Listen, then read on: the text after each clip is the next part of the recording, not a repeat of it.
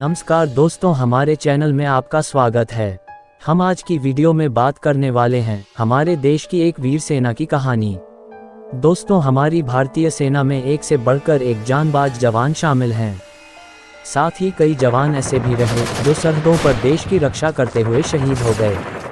लेकिन इन सब के विपरीत आज हम आपको अपने इस वीडियो में एक ऐसे जवान की कहानी बताने वाले हैं जो सिक्किम में भारत चीन सीमा पर अपनी मौत के 55 साल बाद भी सरहद की रक्षा कर रहा है।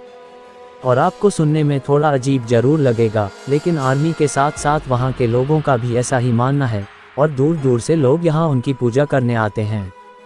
यही नहीं, इस सैनिक ने मरने के बाद भी अपनी नौकरी जारी रखी। फिलहाल ये सैनिक अब रिटायर हो चुका है।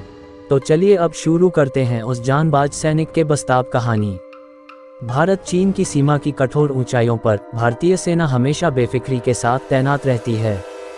चीन की चतुराई के बावजूद सैनिक सरहद की सुरक्षा को लेकर हमेशा आश्वस्त रहते हैं।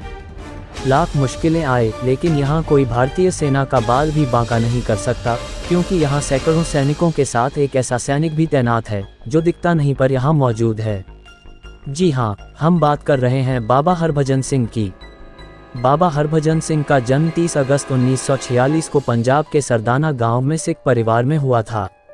सेना के रिकॉर्ड के मुताबिक हरभजन सिंह 1966 में पंजाब रेजिमेंट में एक आम सिपाही के तौर पर शामिल हुए थे।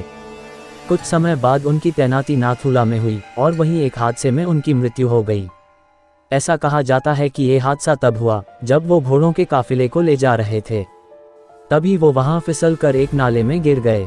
अचानक लैंडस्लाइड हुआ और वो नदी में गिर गया। पानी की तेज धारा में उनका शरीर बहकर घटनास्थल से 2 किलोमीटर दूर जा पहुंचा।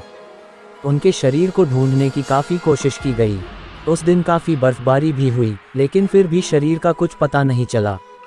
सेना को लगा कि हरभजन अपनी ड्यूटी से बचने के लिए भाग गए हैं, लेकिन कुछ समय बाद एक रात वो अपने साथी के सपने में आए और उन्होंने अपने साथी को बताया उनका शरीर कहाँ पड़ा है। सुबह होते ही जब सैनिकों ने तलाश की तो हरभजन सिंह का शव और राइफल वहीं से बरामद हुए जब उन्होंने सपने में बताया।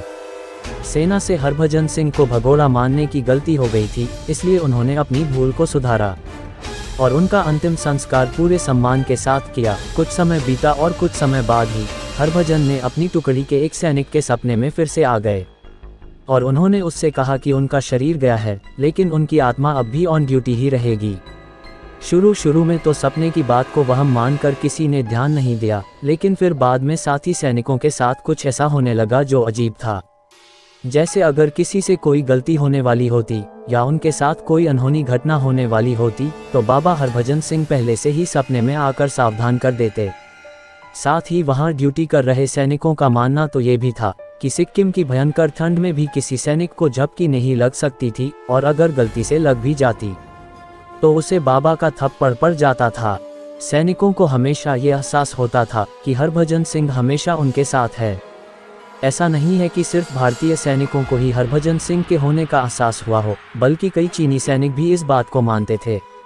चीन के कई सैनिकों ने भारतीय अधिकारियों से कहा था कि आपका एक सैनिक यहाँ घोड़े पर घूम रहे हैं, उसे वापस बुला ले।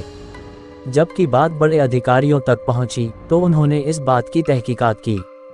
इसके बाद ही मान लिया गया कि बर्फीले तूफान के बीच जब सैनिक सीमा की रक्षा कर रहे हैं तब एक ऐसा सिपाही भी उनके बीच मौजूद होता था जो दिखाई नहीं देता था, क्योंकि वो आत्मा है। हरभजन सिंह सैनिकों के लिए बाबा हरभजन सिंह हो गए। इसके बाद वहीं खाली पड़े एक बंकर में उनका मंदिर बना दिया गया। उसमें उनकी वर्दी, जूते, बाबा का बिस्तर और बाकी का सभी जरूरी सामान रख दिया गया। सेना ने उन्हें ड्यूटी पर मुस्तैद सिपाही का दर्जा दिया। जो नियम सब सैनिकों पर लागू होते थे वो उन पर भी होने लगे, यहाँ तक कि तनख्वाह, छुट्टी से लेकर प्रमोशन तक। बाबा के मंदिर का जिम्मा आर्मी ने अपने हाथों में ले लिया। उन्होंने सुबह के नाश्ते से लेकर खाने तक सब कुछ परोसा जाने लगा। जैसे रात का समय होता मंदिर के दरवाजे बंद कर दिए जाते, क्योंकि ये बाबा की ड्यूटी का समय होता था। और कई दफ़ा ऐसा हुआ जब सुबह सैनिक बनकर में आते तो देखते थे कि चादर तनी हुई नहीं है, बल्कि उसमें सिलवटें हैं और उनके जूतों में मिट्टी लगी होती थी। भारतीय सेना बाबा हरभजन को भारत चीन के बीच होने वाले हर फ्लैग मीटिंग में शामिल किया करती थी। उस मीटिंग में उनके नाम की खाली कुर्सी रखी जाती थी। बाबा हरभजन को उनकी छुट्टी पर गाँव भी भेजा जाता था। इसके लिए ट्रेन में सीट रिजर्व की जाती थी और 3 सैनिकों के साथ न्यू जलपाईगुड़ी स्टेशन से उनकी गांव तक उनका सारा सामान उनके गांव भेजा जाता था। जब उनकी छुट्टी के 2 महीने पूरे हो जाते तो फिर सैनिकों को वहां भेजकर उन्हें वापस सिक्किम बुला लिया जाता था। जिन 2 महीने बाबा छुट्टी पर रहते, उस दरमियान पूरा बॉर्डर हाई अलर्ट पर रहता था, क्योंकि उस वक्त सैनिकों को बाबा की मदद नहीं मिल पाती थी। ऐसे में सीमा पर तैनात जवान हाई अलर्ट पर रहते थे। 2006 में बाबा को रिटायर कर दिया गया और उसके बाद कहा गया बाबा यहीं बनकर में रहते हैं और देश की सुरक्षा करते हैं। भारतीय सैनिकों में बाबा हरभजन से काफ़ी आस्था जुड़ी है।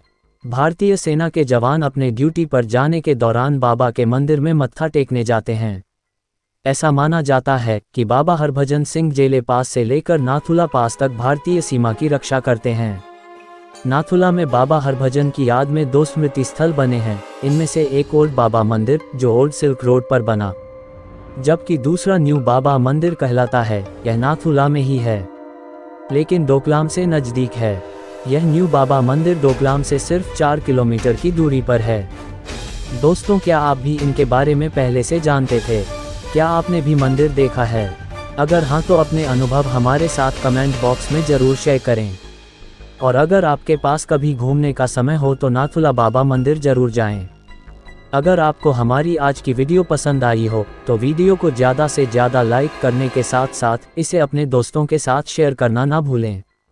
साथ ही हमारे YouTube चैनल को सब्सक्राइब जरूर करें। जय हिंद।